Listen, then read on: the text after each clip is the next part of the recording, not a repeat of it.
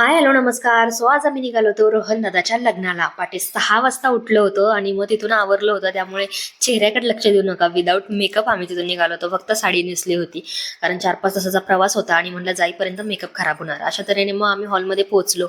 लग्नाची तयारी चालूच होती. त्यानंतर आम्ही सगळ्यात पहिल्यांदा तर गेलो, फ्रेश झालो, मेकअप केला आणि बाहेर आलो, कारण श्रीवर्धनाचा टाइम झाला होता. नवरदेव घोड्यावर बसणार होता आणि अशा तऱ्हेने मग तो नंतर घोड्यावरती बसला आणि मग तिथून वाजत गाजत देवाला पाया पडण्यासाठी आम्ही निघालो होतो. तर नवरदेव बघा कसा नाचतोय आणि करवलाय, डीजे वाजतोय, मग काय ठुमका तर लावणारच ना. तर बघा आता मग कसा ठुमका लावतोय.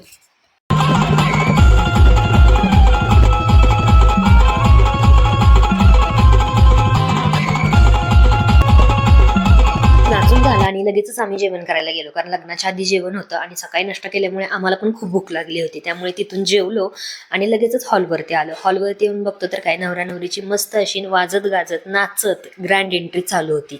आणि त्यानंतर मग दोघे स्टेजवर गेले. लग्नाचा विधी सुरू झाला, मंगलाष्टिका झाल्या आणि त्यानंतर दोघांचाही सुखी संसाराची स्वप्न पूर्ण झाली असावी असं मला वाटतं.